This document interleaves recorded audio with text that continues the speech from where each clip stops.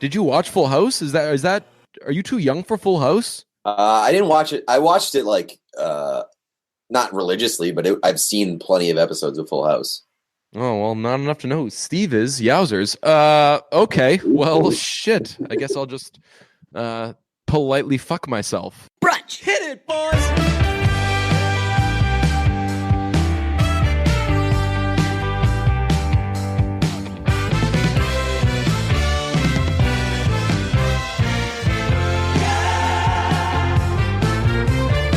Remote episode. We're doing an iconic, new revolutionary thing where we're recording not only in different places, but before the episode comes out. Crazy. We're doubling down on the gimmicks. We are doubling down on really reinventing technology. I want to start with this. Where are you at on watching 365 movies in 365 days? Because I have a take on it. I think that I'm 27 deep, which is I'm falling behind. It's gonna happen, but as long as I'm in with within like a doable range, I think I'm in good shape.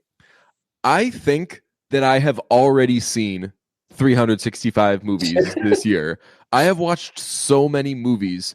This, Yeah, but is it? Are they 365 movies that you've never seen before? okay, so I'd forgotten if there was that staple, because if it's movies that you've never seen before, then it's tougher. Obviously, if it's movies that you've seen before, then you I would knock just out watch Mamma Mia 600 of every those. single night before bed, or Paddington 2. Like I would knock that shit out in 2 months. I am doing some rewatching. I watched The Social Network the other day for some reason, and the kid from Jurassic Park, who's also John Deacon, is in that movie. Is he really? Who does he play? He plays the like their roommate. Okay. Yeah. I feel like you watch The Social Network like every few months just so that you can brush up on the details of the bar scene so you can just tell everybody. So I can piss people off. The one where they're at Tavern in the Square. Yes, yeah. This is the bar. That's where they did it. That's where that scene is. Yeah. It's whatever your local Tavern in the Square is, Boston people, just loudly say. If you're at Tavern in the Square across from North Station, say loudly, this is where they shot it. People might argue that it was at the Thirsty Scholar, but just tell them, hey, maybe you need to see The Social Network again. On the subject of movies, actually, I'll just get this off my chest. I meant to bring this up last episode while I was watching a lot of John Wick. Do you want your funeral to be in the rain? Every funeral is in the rain. Every movie funeral is in the rain, except for the funeral in Cold Pursuit, because it happens in the snow. Because everything in Cold Pursuit happens in the snow. We'll get to that later. The funeral scene in Cold Pursuit. We're going to talk a lot about Cold Pursuit in this episode. A lot about Cold Pursuit. A lot about Stellan Skarsgård. Where's the overlap? We'll tell you coming up next episode of Brunch. We on the other side of the break. There's a ridiculous scene in that movie where they're at the funeral of somebody and the person is leaving, skipping town after, and they're in the graveyard, and the graveyard is off the side of the road. She has her luggage with her in the graveyard, and then storms out and then goes and gets her car. I'm like, yo, you didn't need to bring your luggage down with you for the funeral part. Leave that at the car. Making a statement. This is not a populated area. You can leave your bags alone for a couple of minutes. So yeah, I don't know. I go back and forth on whether or not I even want to be buried. I don't think that we're gonna die in a make arrangements after kind of way. I think that we're all gonna die at the same time, and I can't imagine that there will be arrangements made after. But if there are, even if you don't bury me, even if you cremate me, dealer's choice. Do whatever you want. I think on an earlier episode, I expressed my desire to be flattened. Whatever you're going to do to me, I want a scene where everyone is in all black with umbrellas and it's raining. So I've said this before on the show, but it won't be raining at my funeral because I want my funeral to be indoors. I want them just to lie my body on either like a bar or a pool table. So you want to do an Irish wake. An Irish wake, yeah. Yeah. And I don't care what they do with my body after that. They can throw it in an incinerator for all I care. Just let's be derivative even in death, Pete. Let's do so Irish wake set to Mr. Brightside, recreate that classic viral video, but it will be with you instead. Like no one knows who that guy is, right? I don't even know what viral video you're talking about. You don't remember? You don't know that it's like the biggest like Irish wake thing ever. I don't even know if they had the what's that? Playing Mr. Brightside? Yeah, you haven't seen that video? I don't think it's in so. Ireland, I think, and they are going they're all singing Mr. Brightside and they're going crazy. I don't even know if they even had the body there, but I mean the star of that was the Killers, I guess. Yeah, I guess. If you have an Irish wake and you're not Irish, is that cultural appropriation? Yes, and the penalty for it is death, which you're retroactively serving. What are they going to do? Kill you? Yeah, that's how they take care of you. But yeah, I actually realized I don't own an umbrella. The only time I have an umbrella is when somebody leaves their umbrella at my apartment. But I actually should invest in a fancy umbrella just in case I'm ever at a funeral because. I think I bought in like 2 umbrellas in my life and I've used them and they're great while you're using them. But then you get somewhere and you're dry and you're like, but fuck, I have this umbrella. And so I just throw the umbrella away whenever I get to where I need to go. Yeah, well, it's just be a what's it called guy? Be a poncho guy. Get those. They fit in your back pocket. You can buy 1,000 of them on Amazon for like $3. That's the move. Before we get to other movies, you want to do Grammys or Ray Romano next? Because we got updates on both. Let's hear the Ray Romano one first. That's more intriguing to me.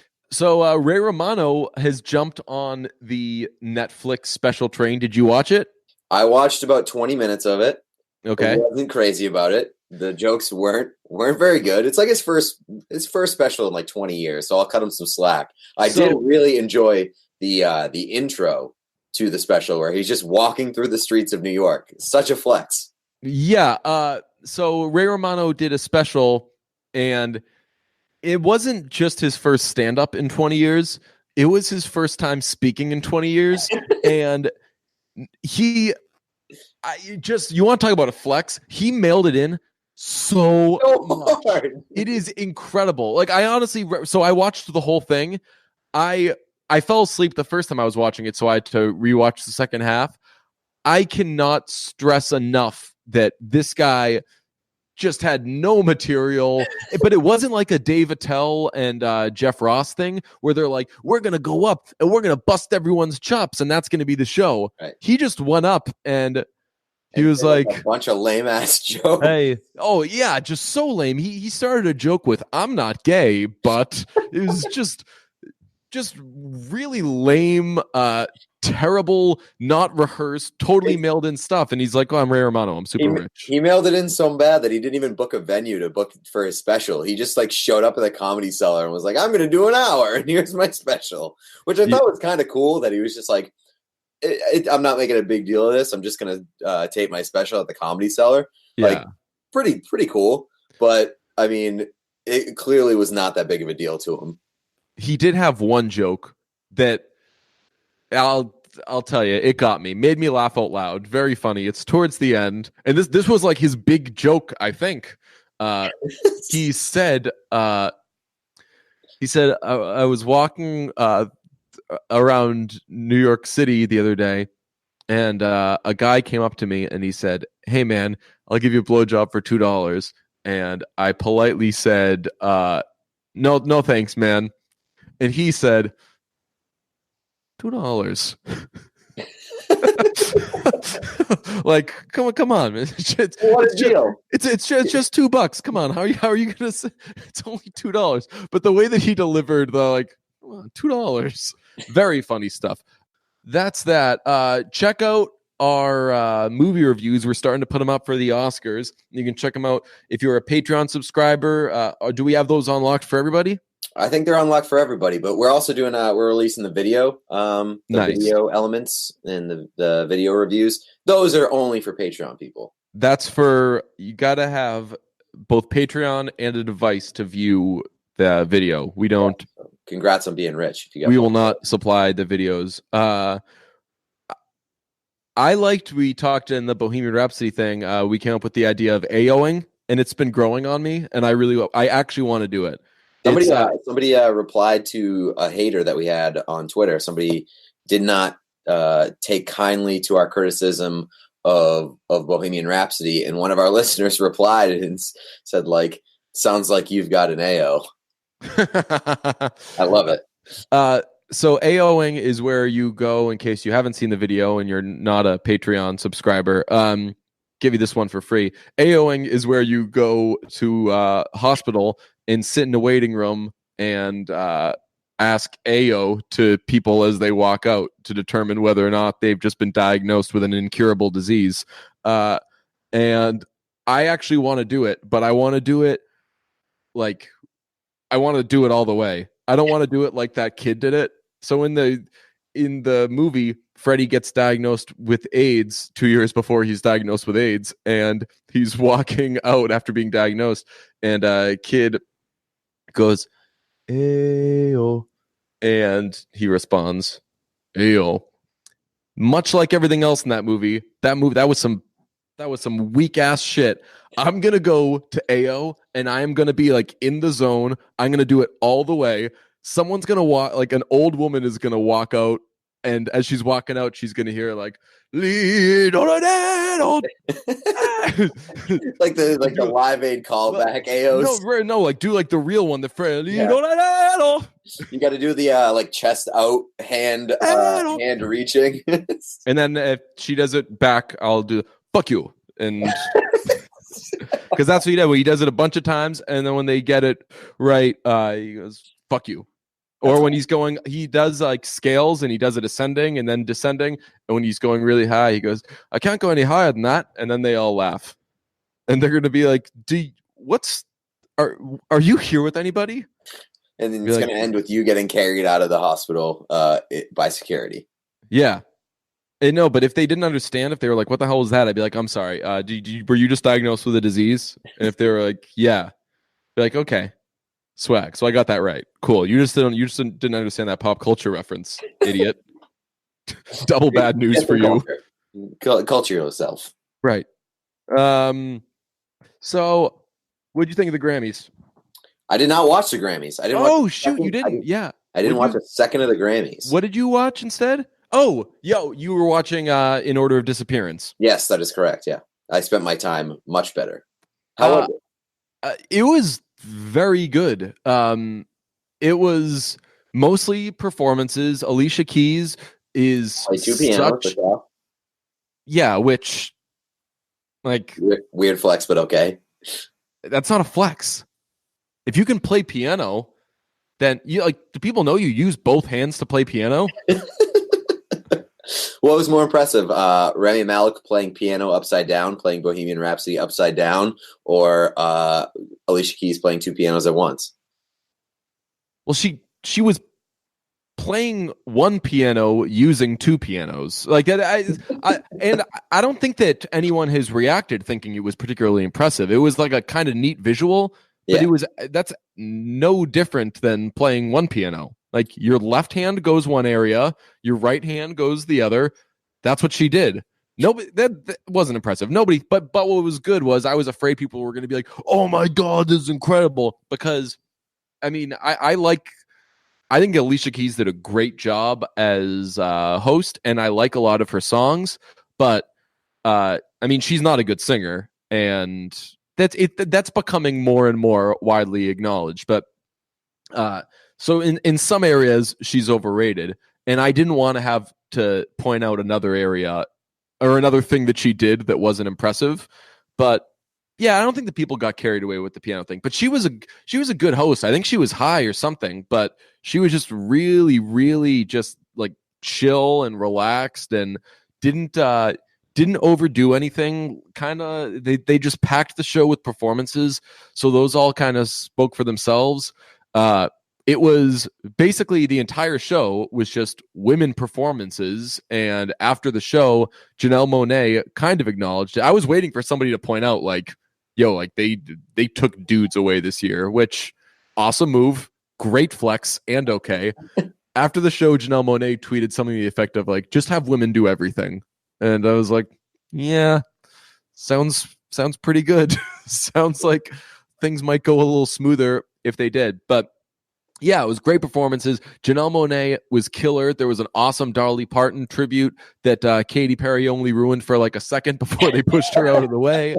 And Kacey Musgraves won Album of the Year, which was so well deserved. I didn't listen to really any music this year, but I did listen to Golden Hour, and that album rules. Right, like it was an instance of the best album going to possibly the best album. It was. I definitely thought it was the best album that came out last year. I did see that, like, a lot of people were pissed that Kacey Musgraves won for some reason, but I also saw that, like, all the people that complained about Kacey Musgraves winning were like, who the fuck is Kacey Musgraves? They got put in their fucking place. Oh place. yeah, I felt really good. I felt really good about the reaction to Shea Serrano's tweet. Oh yes, that was like a particular one where I saw, and I was like, "Are you fucking kidding me?" Right? Like, Shea Serrano said that Kacey Musgraves winning was like a fucking buzzer beater from the parking lot to ruin the Grammys, and I was like, "No, not even fucking close." And then I went through the mentions, and everybody was like, "Yo, Shea, I like you, but this is a fucking terrible opinion. That album is unbelievable," and like all the responses were that. And I felt so good about humanity. Because that tweet was such a, like, aren't we all just like on Twitter tweet? You know, it was just, it was the most Twitter tweet I've ever fucking seen. It was. And Twitter loves to complain about fucking anything. And right. They'll find any reason to complain about, like, and it had a sports reference. Especially big awards. Like, especially when, like, music and movies, like, art's subjective for the most part, and everybody wants their favorite thing to win. But the fact that, like, people who may not have been rooting for Kacey Musgraves came to her defense and were like, yo, that's a dope album. Shut up. That's yeah. All. Well, I get mad when people I always go back to the Chris Rock thing. Anybody who makes up their mind on something without knowing what it is a fucking fool. So Green Book, man. So, like, unless you even dabbled, like, heard a couple songs off of everything, you're not really like, it's why I didn't used to watch the Oscars, because I didn't see those movies. So if I only saw one movie and I hoped that it won, and then another movie won, you can't, like, scream. My reaction was like, oh shit, I guess I didn't see the right movie, because it seems like this one's better. Yeah, so that's why we see every movie now, so that we can experts, like, be very confident in yelling at people about being wrong.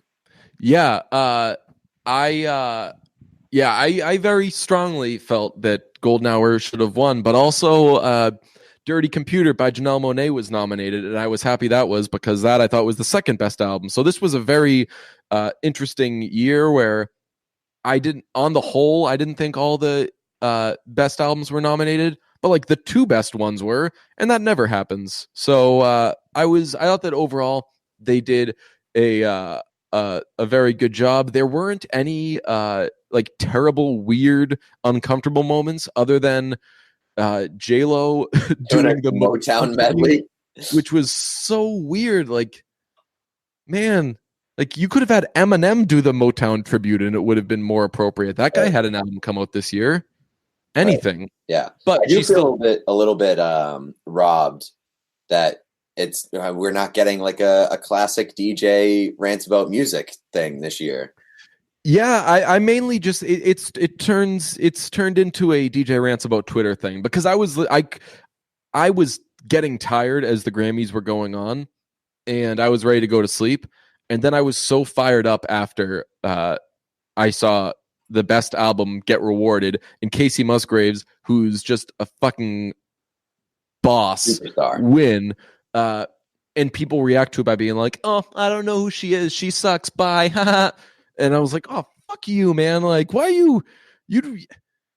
There's arguably nothing worse than the people who watch. And I like Shea Serrano, but I was like, dude, you're doing that for retweets. Right. Instead of actually putting on a song. It takes 10 seconds to send that tweet. It takes 3 minutes to listen to one song by her. Just try it out. Yeah, there's nothing worse than people who watch like those award shows and then like basically brag about being uninformed or like brag about not knowing who somebody is. Like, I don't even know who this person is. Yeah. Like, all right, well, you're watching a music show. Maybe you should listen to more music. Yeah, one of my friends was like, I've never heard of Kacey Musgraves before this show, and a lot of people said that, but I was like, cool. Then have you watched any of the? You can't have a take about her winning best album. She's won in other years, so like, you automatically out yourself. Like you automatically spoil yourself as like a person who can't weigh in on the subject. If you're like, I've never heard of Kacey Musgraves, so she can't win best album of the year. It's like, well,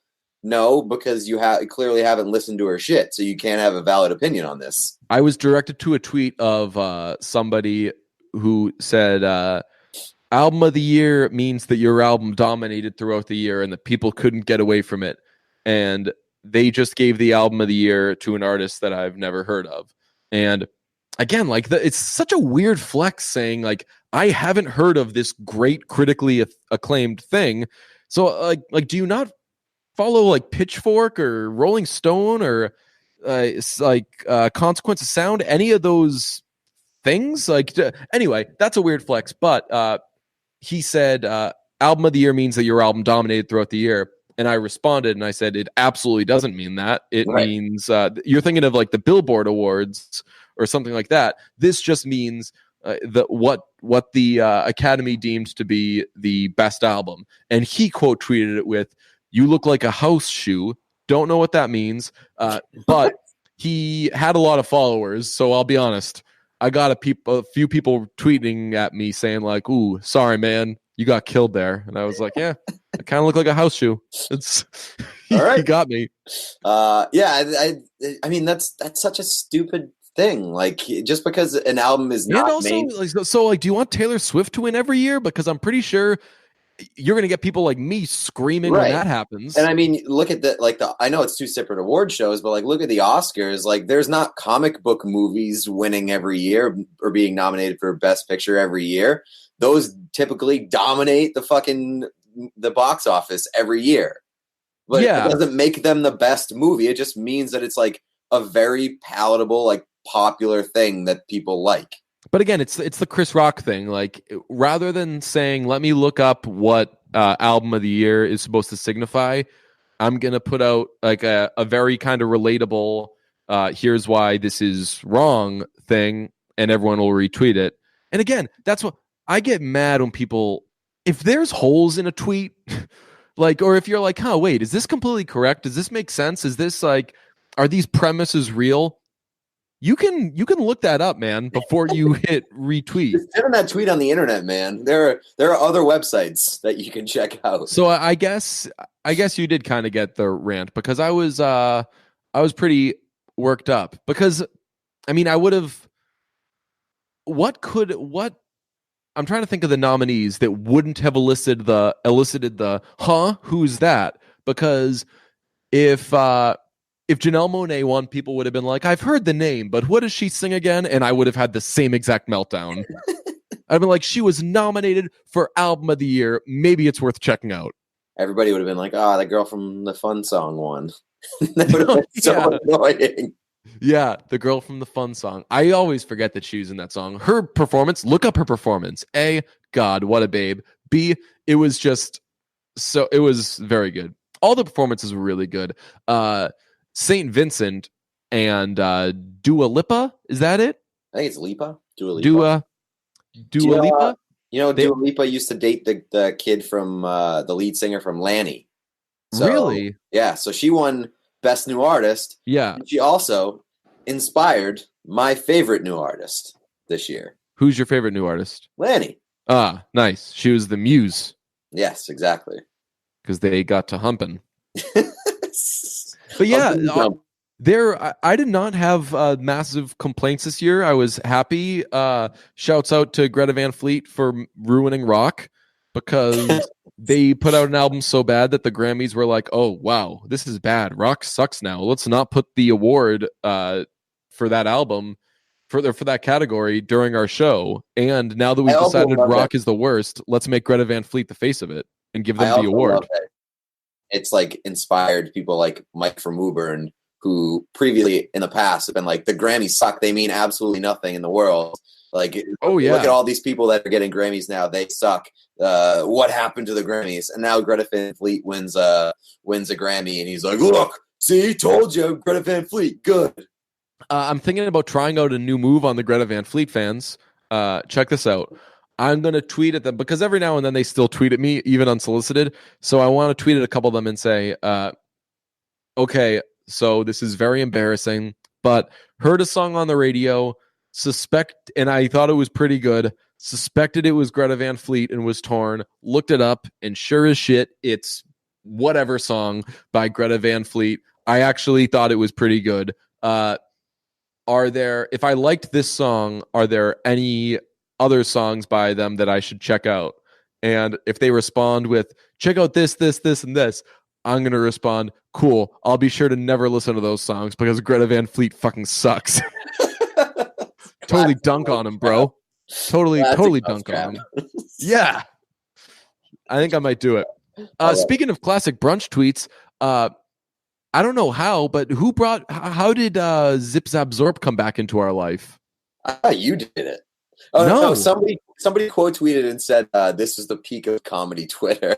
Oh right, yeah, right. Comedy Twitter peaked with this and has never been the same. I'm gonna be honest, I'll agree. I look back. Man. Yeah.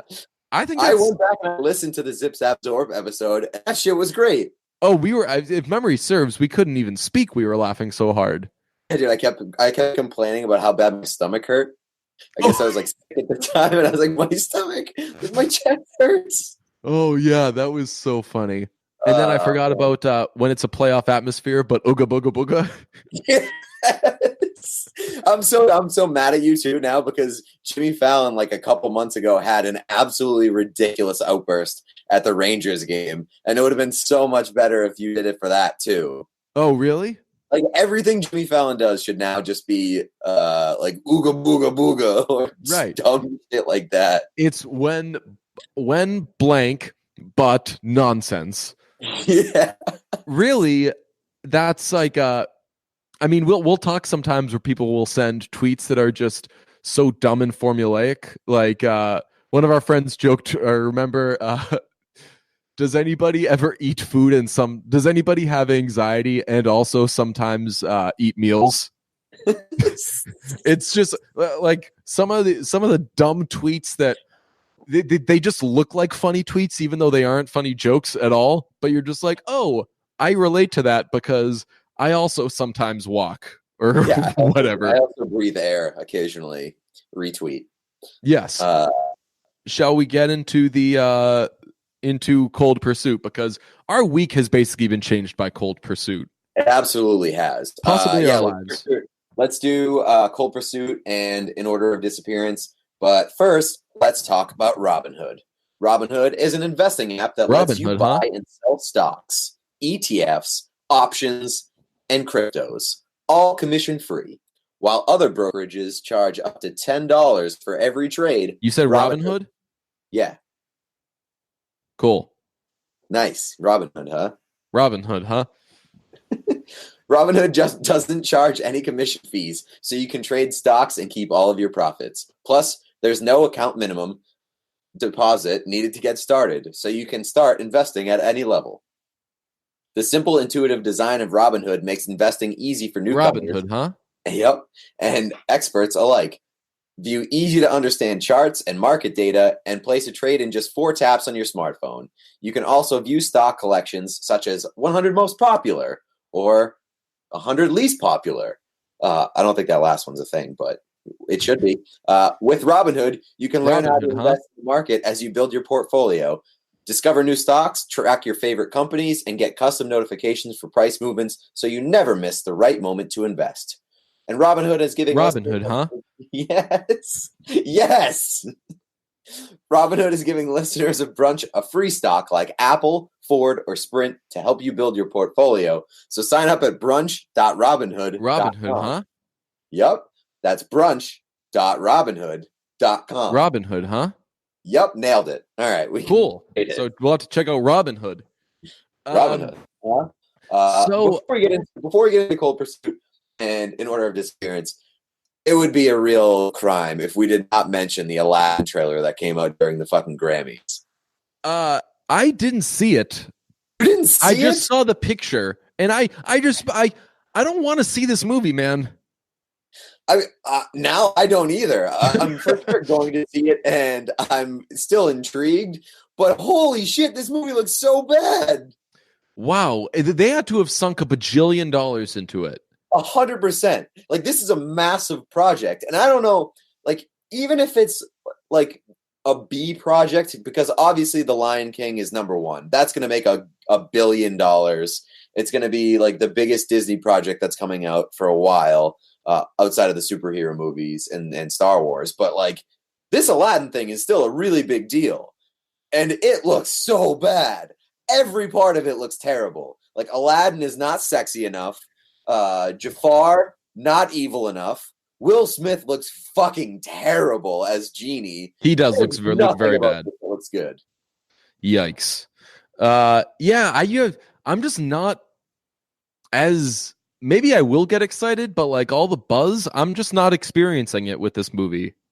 As disappointed as I am that like Will Smith looks like an absolute bag of shit as the Genie, and maybe they'll change it, maybe they'll make some adjustments. It really felt like that was thrown together, because you remember the controversy, I guess you might say, when they released the pictures through like that magazine. Yeah. Will Smith wasn't blue, and people were like, what the fuck, is he just not going to be blue? A lot of people speculated that they decided to make him blue after like the reactions to that release. So then they just like color corrected it or something? Yeah. So like, I'm wondering if they just threw something together and that's why it looks like shit. Ew. That would be crazy. But it would explain why it looks so bad. But yeah, I think as disappointed as I am in the Genie, I'm also just as disappointed that Aladdin is not sexier. Yeah. We gotta take a look, because you'll definitely agree with me that this guy is not sexy enough to be Aladdin. Aladdin's was a sexy cartoon, wasn't he? Yeah, well that I mean, it was Steve, so Steve? Yeah. Steve who? Steve Aladdin? Full House. What? From Full House. I don't know what you're talking about. You don't know Steve from Full House? What the hell's wrong with you? No. Oh yeah, this guy's just fine. I remember thinking that at the time. Yeah, he's just okay. But no, Steve from Full House. You don't know who Steve is? Nope. Did you watch Full House? Is that? Are you too young for Full House? I didn't watch it. I watched it not religiously, but I've seen plenty of episodes of Full House. Oh, well, not enough to know who Steve is. Yowzers. Okay. Well, shit. I guess I'll just politely fuck myself. Okay, cool. All right, let's do Cold Pursuit. If you want to really fuck yourself, you can go see Cold Pursuit, which if you can get past Liam Neeson being the worst at publicity ever, just horrifyingly bad. That was like years ago. Remember when he was on SportsCenter and he was they were like, we're here with Jets fan Liam Neeson to talk about his new movie, blah, blah, blah. So, and he's like, oh yeah, it's great to be here. Go Jets. And they're like, so what do you think about the team this year? And he was like, oh, I don't watch the Jets. No, he was like, oh shit, we're going to have to cut. He was like, I don't know. I don't really watch the Jets. Oh, and they were live, like, right? It was live. Yeah. And we thought, oh man, Liam Neeson, how could you? Get worse than that? Oh, yep, can't say anything worse than that. That's going to, holy shit, oh my god. Nope, he can. Like, nope. In my younger days, man. Right. He was like, yeah, wait till you get a load of this. wait till you get a load of this. But I was upset, you see. So, Cold Pursuit is I'll tell you, I've seen it twice. I watched it twice. Well, technically, you've watched it 3 times because you watched An Order of Disappearance, which is the exact same fucking movie. So here's the thing. So Cold Pursuit is a movie that came out the other day, and we learned after seeing it that it was a remake of a Norwegian film called In Order of Disappearance, starring Stellan Skarsgård. So we saw Cold Pursuit, and we're like, holy shit, what a weird like disjointed movie, because it's the first 40 minutes of it is just Taken. It's just a revenge movie. They kill his boy, so he goes and he starts killing everybody. The last 2/3 of the movie is the weirdest dark comedy you've ever seen in your life. And because the dark comedy starts so late, you don't realize until like the movie's almost over, you're like, this is a dark comedy, isn't it?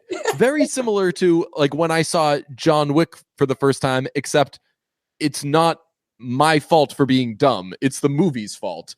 Absolutely. It's just a perplexingly weird movie. Overall, I would say like it's a bad movie, right? Oh, it was painful to get through. But like it's brilliant. I feel like it's brilliant though. It's a brilliantly bad movie. Yeah, well, so here's the thing. Like, I watched Cold Pursuit, and I absolutely hated it. I was just struggling to get through it. I wasn't. No, like, I thought... I was very entertained. I honestly was considering walking out. Like, that's how bad I thought it was. Oh, it was so entertainingly bad, though. I mean, it was preposterous. And I just, like, was not in the mood to watch a movie that was that poorly put together. And it was very, very poorly put together. But what I will say is, I went home and I was like, that movie is so ridiculous. I absolutely need to see what it was based on. Like, I absolutely need to see the original because what got lost in translation? Exactly. And so I watched In Order of Disappearance. That's exactly the same fucking movie, and I was enjoying myself watching In Order of Disappearance. So I think once you have an idea of like what you're getting into, then you can enjoy it. But I was legitimately excited to see Cold Pursuit. I thought that I did know that like it would have a bit of dark comedy to it, but the way that it was presented in the first 40 minutes was like, this is a movie that takes itself seriously, and there are like tiny... It's your classic revenge movie. Very sort of funny moments sprinkled into like the first 40 minutes. So I was like, oh, this isn't really a dark comedy. But that happens in any revenge movie, though. So it wasn't right. So those bits, I guess, overall were part of the dark comedy thing. But as you're seeing them, you're just like, oh, it's the comic relief in a normal revenge like action. It did not set the tone. Yeah. So in the first hour. So you mentioned that it's the same thing as the Stellan Skarsgård movie. It is literally like line for line, scene for scene, word for word, the same thing. I went back and saw Cold Pursuit again after. Here are the differences between the movies. In Cold Pursuit, they add in a cop storyline where a cop is figuring out what's going on. There is a John Elway versus Peyton Manning debate that exists for 3 seconds. I wrote down Cold Pursuit is In Order of Disappearance, but with football jokes. I also wrote down lunch was a difference. What would that be? Lunch was a difference? Did they have lunch at some point? I guess. These are your notes. Oh, it's autocorrect. It was Limbo was what I was trying to write. The character Limbo, one of they in this movie in Cold Pursuit, they make him work in a like a bridal shop. But here's what the movie is. They kill Liam Neeson's son, and drug dealers kill him, even though the kid did nothing wrong. So he's gonna get them all, and he's gonna take them all down. Concurrently, you're getting the storyline of the head drug dealer, and eventually they kind of bring the storylines together. And the head drug dealer is a psycho. He is a super duper duper vegan who won't put anything bad in his body. And this is the best part. He's played Tom by Brady. What's that? He's Tom Brady. Tom Brady. Oh, because the Elway Manning thing. Describe Tom Brady. Yeah. No, the best part is he is played by presumably the Sports Center voiceover guy. Coors Light six pack. That's how the guy talks the whole time. Now that I just said that, this character is exactly Tom Brady. It is a sort of psychopath person who is crazy strict about his diet and has split custody of his son with his ex-girlfriend. Okay, well, it's his ex-wife. Oh, there's another difference in the movie. In Cold Pursuit, she, after the son gets kidnapped, the mother comes and she's like, why did you pick up our son from school today? It was my day to pick him up. And she's yelling at him and she's like, you're going to lose custody. You're going to do this. You're going to do that, blah, blah. And the bad guy, Viking is his name, takes a swing at her and she ducks it and grabs him by the balls so hard and like ruins his life for about 20 seconds. And it's awesome. And embarrasses him in front of his friends. Like his henchmen. Yeah. And it was like the greatest satisfying thing in the world. Yeah. Cause you've just been waiting the whole movie for someone to do something to this guy. Right. In the original. Wait, so I just want to preface this with like, you watched In Order of Disappearance first. And No, first before me, I mean. Oh yeah. And so I was watching In Order of Disappearance. You're like, okay, wait till you get to that scene. And so the entire movie is pretty much the exact same as Cold Pursuit. So I was like, oh God, how are they going to approach this scene? Right. Like, how is she going to grab him in this one? Right. They get there and he just fucking levels her. Yeah. He just fucking slugs the hell out of her. So you want to talk about problematic in a movie? Like, obviously, like, there are like bad guys do bad things or whatever, but I feel like it's problematic in a dark comedy to have that, because the comedy is usually accompanied, or the action and stuff is usually accompanied by some kind of funny things here and there, and like you're supposed to laugh every time something happens in this movie, but that happens and you're like, wait, did you think that? Are you trying to tell me that was supposed to be a funny thing? Right. There was no comic relief to that moment. Like, which brings me to my overall point between these two movies. This movie had an exact template off of what they could change to make it an actual good movie. And they were like, nope, let's just do the exact same thing as that movie. There was no comic relief to that the scene where he hits, like, I was expecting like maybe a henchman would deliver like a line or there'd be some pushback there. Honestly, I was like, the movie is so ridiculous that I was honestly expecting like wouldn't have been shocked if there was like a death card after he slugs his wife. Like, you know how they have those death card scenes, though, like the black slates, like pirates. No. Like after they kill. So yeah, like card, yeah. Like after he slugged his wife, I was like, oh God, they're not going to come up with like a fucking death card scene right here, and they didn't. But like, I honestly wouldn't have put it past them. The original was better up until that, and you're like, okay, I've given up trying to take either of these movies seriously. But Cold Pursuit, I think, at the end of the day, I have a hard time saying that it's a better movie because, again, you just mentioned the fact they had a blueprint to be like, okay, here's this movie. We like it. We're going to remake it, but we're going to make it better. They didn't make it better. They just fucking did the exact same shit. But like the villain in Cold Pursuit is better. The kid in Cold Pursuit is better. Yes. I like Stellan Skarsgård better than Liam Neeson. Agree.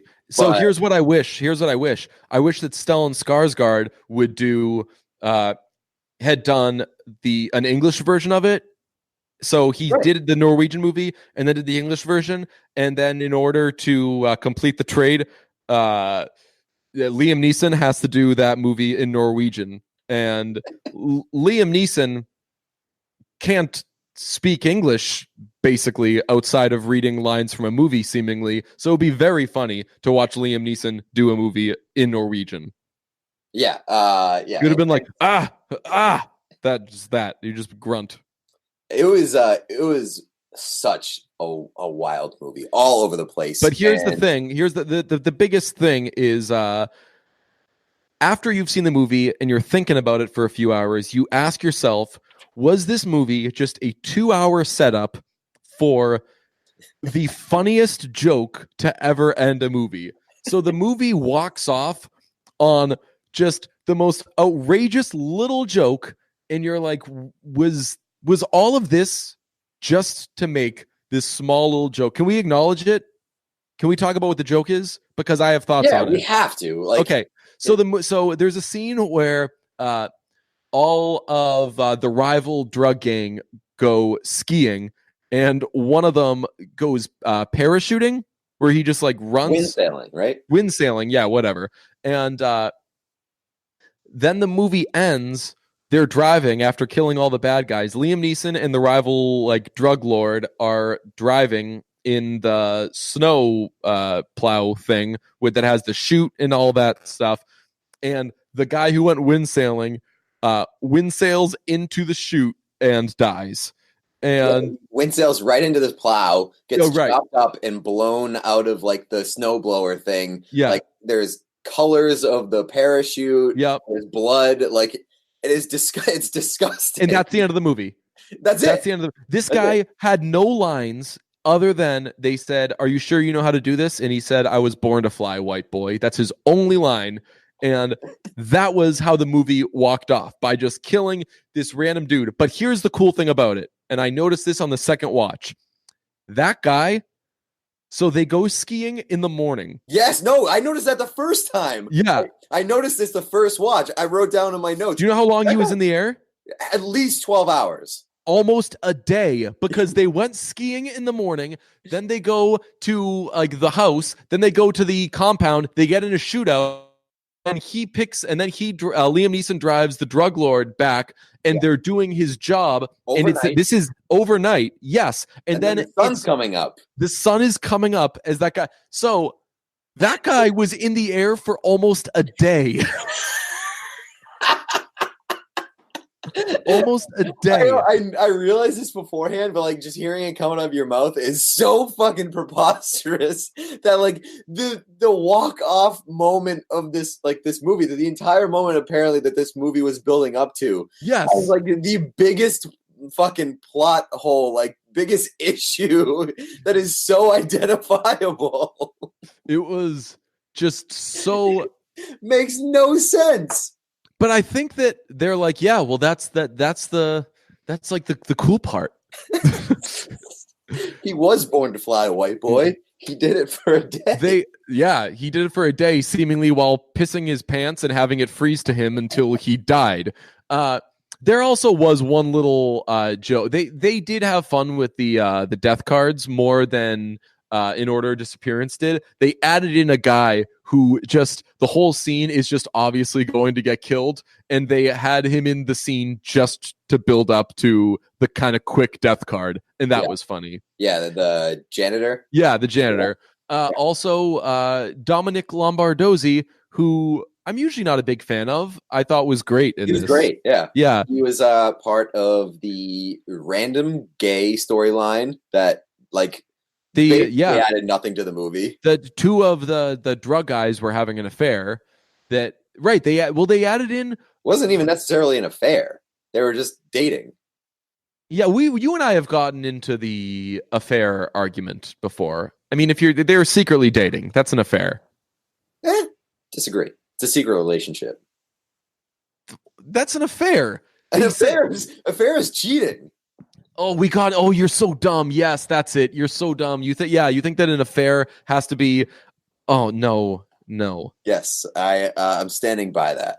You're standing by being incorrect. So anyway, they do have to establish that because they have to make Dominic Lombardozzi's character turn, and right. So they kill his lover, and that's why he turns on them. Okay, so I guess that does add a somewhat of an element to the story. The second time I saw it, when they showed him on the phone diming out his Viking, I heard a kid say to his elder, "Oh, is he a bad guy?" I want to be like, I want to get up and be like, they're all bad guys. It's about drug. They're all criminals killing each other. Everybody in the movie is a bad. They showed Laura Dern for 5 minutes in the beginning of the movie. And once she was they a bad stopped showing guy. her, bad guy. It was all bad guy time. She was a bad guy too. She just like left her husband after he started murdering everybody for no reason. After he started murdering everybody. She didn't know that. Yeah, but so I would be remiss if I didn't mention the fact that in the Norwegian movie, the Viking, who is not the Viking, what is he called? The Count. He's coked up Eric Carlson. Yes, I was gonna say he looks exactly like Eric Carlson if he did drugs. Yes, but so that was weird. They still make him a vegan in Order of Disappearance, but they give him druggy eyes. Yeah, and they change his name, and like that guy looks way more like a Viking than true than the actual Viking. So I thought the guy who played Viking was awesome. Yeah, I thought that he was really good. Because I love a ridiculous villain, and he was so ridiculous. They added in a couple things in Cold Pursuit, but I think the move should have been to just take away things. Yeah. like take away the last 2/3 of the movie and just make it. But I'm glad they didn't though, because that's where it gets so ridiculous. Also, when he's trying to find out who the other people in the gang are, everybody gives up names immediately. Yeah. It's great. He finds a guy, punches him, and says, "Who's blah, blah, blah?" And they tell him exactly that. And then Liam Neeson kills them. In all of the death scenes are absurd. The shot of Limbo being shot in the dress store is incredible. It's slow motion. He like falls into these dresses. That's the I think that's the only reason that they had it be like a wedding dress store, was so that they could have that shot of him standing in front of a bunch of white dresses where blood spatters all over it and he falls into the dresses. Shouts out also to bootleg David Harbour for playing the character Santa. Oh, right, yeah. You look just like him. What was your favorite death scene? Well, I mean, what's the guy's name at the last guy that dies? Because that is the best death scene. Yeah. Okay. I forget his name, but I was gonna say him or Limbo or the other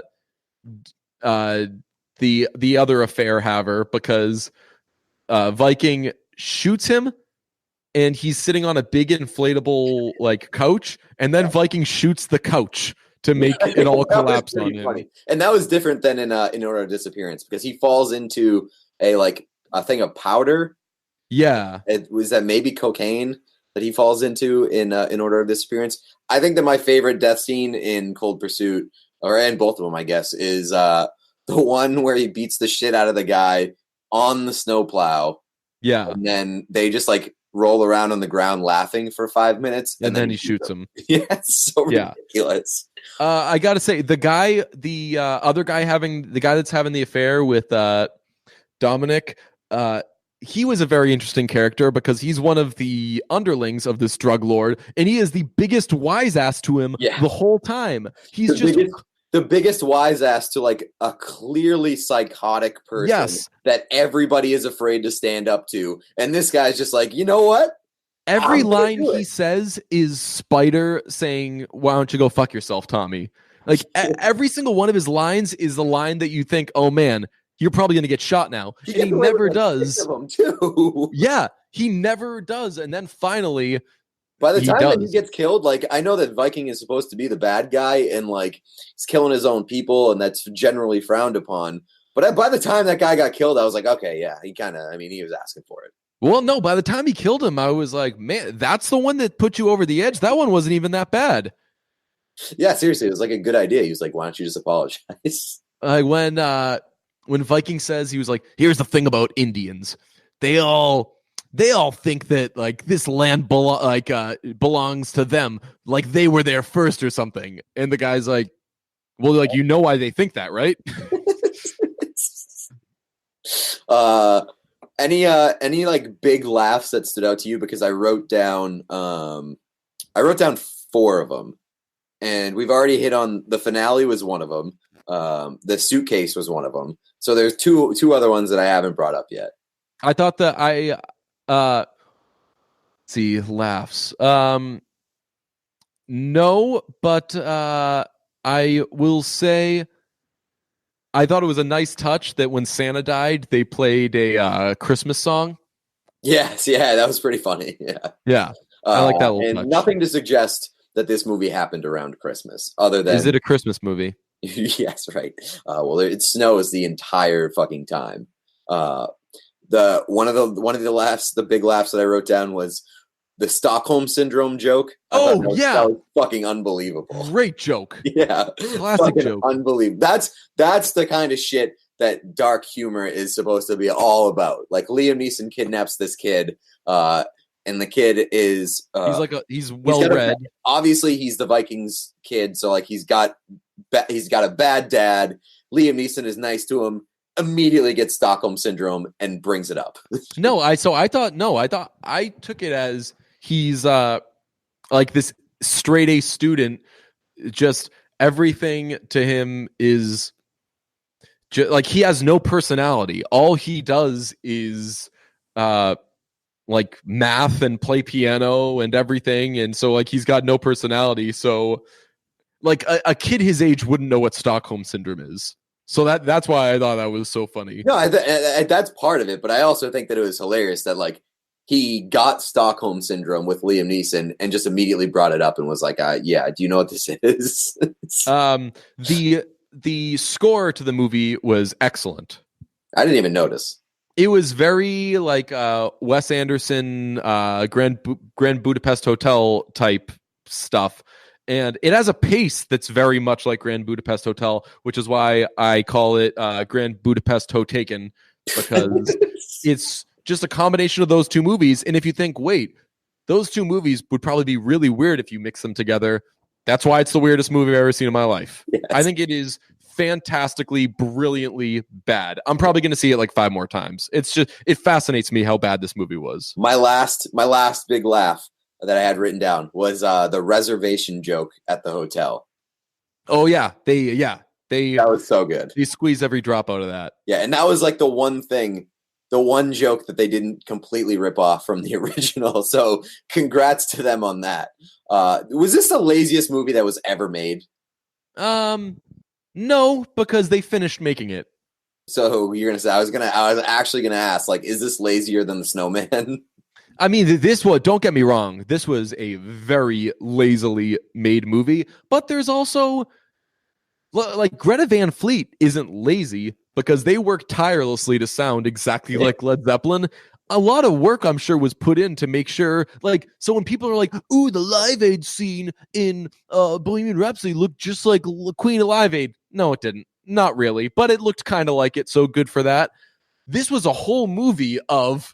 This scene looked exactly like that other scene in that other movie. It's an entire movie of that. But I would say, like, just like in terms of, maybe you make a good point there, but like in terms of creativity, whoever wrote this movie should not get a writing credit. The only other thing they added they added putting a $20 bill on a guy's penis. They did that. Yeah, that's right.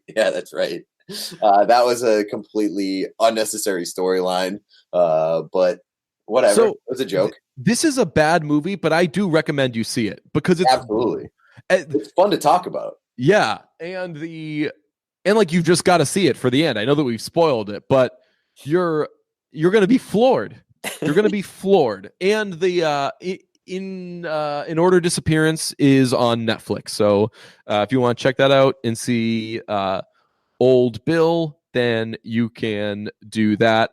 Happy Death Day 2 comes out today, and if you're listening to this podcast, I'm probably already seeing the movie. Yeah, you are. So this is a look into the future. We're recording this in separate places prior to the episode. Prior to you hearing it. Yeah. And predicting the future. Yes. Right now you're listening to this, and DJ is currently at the movies watching Happy Death Day to You. And my phone is off. So if you tweet, "Hey, great episode," it's going to take me like 2 hours to get back to you. Oh, my brother, I think that the moon is high. I rode that train car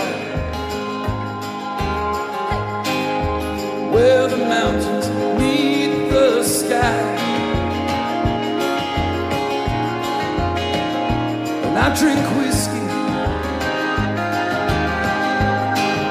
but I'm not drinking right.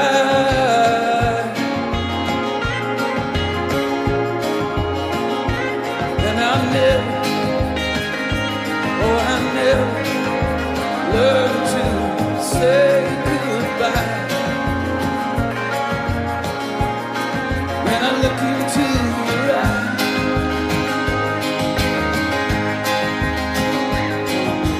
hey, oh, hey, oh. When I met you, I was only 17.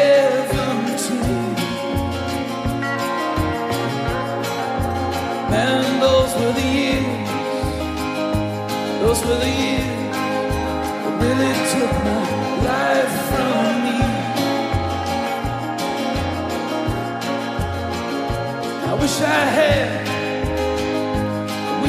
had a job working on a tenant farm. Man, I would have grown okra, soybeans, and even corn. Till I met you, hey!